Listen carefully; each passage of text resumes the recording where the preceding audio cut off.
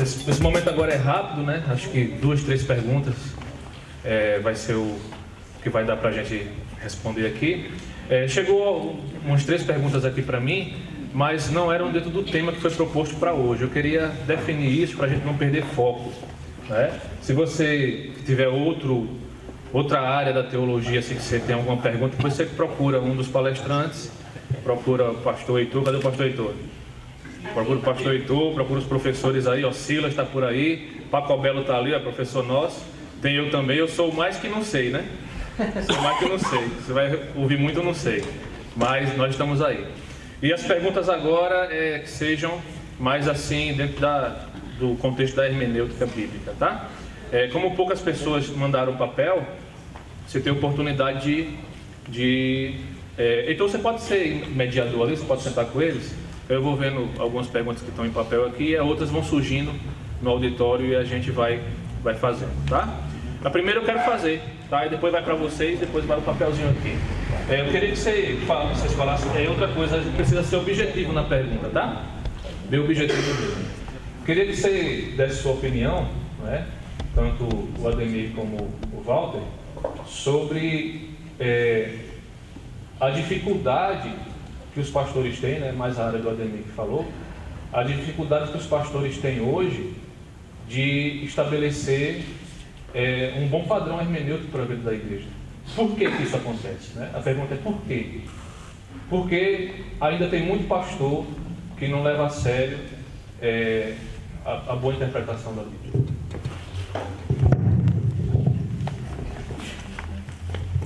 Então, primeiramente, eu diria assim, que a demanda pastoral é uma demanda de bombeiro, né? Os pastores trabalham em tempo integral, está tudo bem agora, mas às vezes eu lido com duas informações de óbito no meu dia pela manhã, como já me aconteceu, né? Então, você imagina essa prática numa semana que você tem uma pregação ao domingo. Você não terá o tempo hábil para esse preparo de estudo do texto da Bíblia no original, né? Então, a própria demanda, e a igreja também não tem essa preocupação, né? Então, primeiro a gente tem o ministério pastoral que é exercido de forma mais pragmática, como dito pelo Walter também, a prática do dia a dia, e essa dificuldade que a gente tem, que a própria igreja entende que o pastor passar algumas horas no gabinete, estudando, preparando um sermão ou uma aula, que é preguiça. É tempo perdido, ele poderia estar visitando pessoas, né?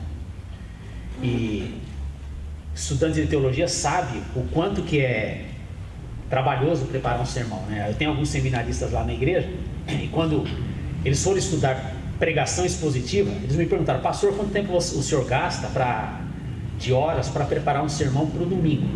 E eu disse, em média, 2 dias e meio.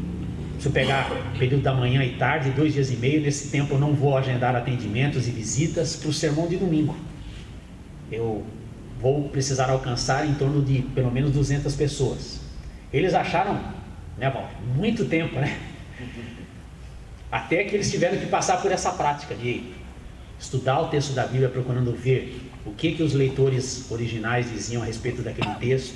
Por exemplo, Campbell foi um notório pregador inglês. Ele dizia que antes de estudar o texto da Bíblia, o pastor deveria ler o texto da Bíblia que Deus colocou no coração dele para ele pregar, lê-lo pelo menos 10 vezes e depois ele, em oração, anotar algumas coisas que Deus ia dando a ele como uma reflexão sobre aquele texto, para só depois consultar os léxicos gregos, etc.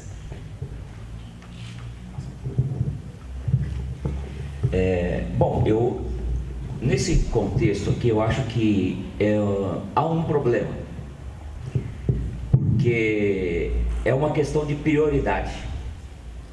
Até como o pastor Ademir citou aqui, são muitas coisas para fazer na igreja. A igreja passa por um ativismo muito grande nos dias de hoje, né?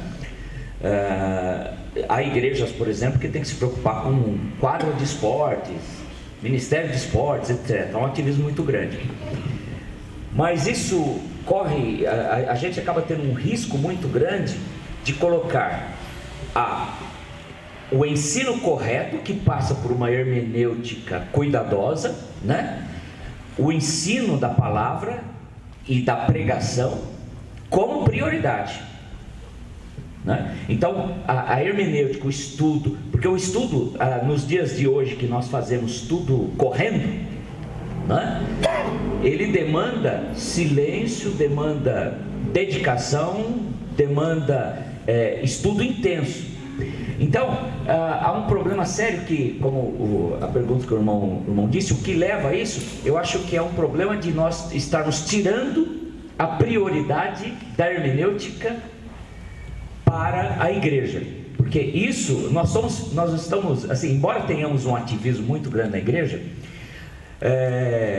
a igreja está fundamentada na palavra. Nós não podemos ter inúmeras atividades e não termos o fundamento básico na palavra. Então isso leva a um sério problema de incorrer em riscos como esses, né? De ter hermenêuticas equivocadas, etc., que se reflete na pregação, né? E aí vai, não é? Então acho que é uma questão de estar perdendo o foco nas prioridades, não é? Então, antes de tudo, o pastor deve se preocupar em ter o cuidado com a hermenêutica, e ainda mais em dias como os atuais, né, em que somos bombardeados por heresias, não é? Muito bom, muito bom.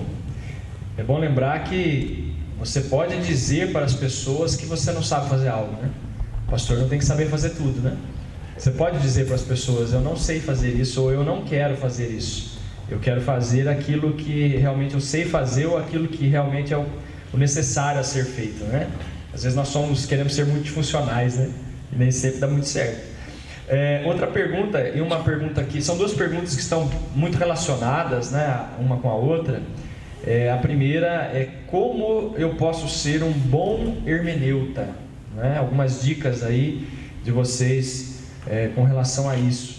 E a segunda está muito relacionada a isso, né? O bom hermeneuta vai resolver a segunda pergunta: como enfrentar os problemas hermenêuticos da atualidade. Vamos começar com o pastor Walter e a gente finaliza com o pastor Ademir. Bom, o bom hermeneuta, né, tomando aqui hermeneuta como sinônimo de exegeta, há uma leve diferença, mas estudo das línguas é importante. Embora o pastor Ademir citou aqui, né, até disse para o Wilson ali, né, o que você faz antes de uma prova de grego? O que você faz? Se desespera, né? Antes da prova, você sabe que vai ter a prova de grego, você se desespera. Estudo das línguas é muito importante. Hoje, irmãos, nós temos recursos muito grandes, muito grandes. Aproveitem esses recursos. Na época que eu fiz seminário, não existia o Google, então foi na raça, né? Não existia o Google. Então, a gente, para consultar uma obra em grego, por exemplo, nós tínhamos que ir atrás de alguma biblioteca. E geralmente eu estava conversando com o pastor Fábio ontem a respeito disso, não é? Nós tínhamos que ir às bibliotecas católicas para encontrar material de qualidade para estudar, não é? Então, conhecer as línguas é muito importante, muito importante. Ler livros, eu valorizo muito comentários bíblicos de qualidade, comentários bíblicos de qualidade, não é? Séries de comentários bíblicos, isso é fundamental para você ser um bom hermeneuta, porque não adianta, irmão, você precisa de ferramentas, não é? Você precisa de ferramentas. Um teólogo sem um material de qualidade que lhe dê suporte, ele corre um sério risco, não é? É como o eletricista que conhece, que trabalha com elétrica, por exemplo, que não tem alicate, que não tem chave de fenda, essas coisas, não é? É preciso ter um material. Então, assim, tenha bons materiais e se preocupe, dedique-se em aprender as línguas, né? E a segunda pergunta que era ligada a essa? Como enfrentar os problemas hermenêuticos de hoje? Certo. Os problemas hermenêuticos de hoje, como enfrentá-los? Como colocou bem aqui o pastor Heitor, né? Uma era decorrência da outra, né? Mantendo-se atualizado com material teológico de qualidade, você corre menos risco de enfrentar problemas hermenêuticos, não é?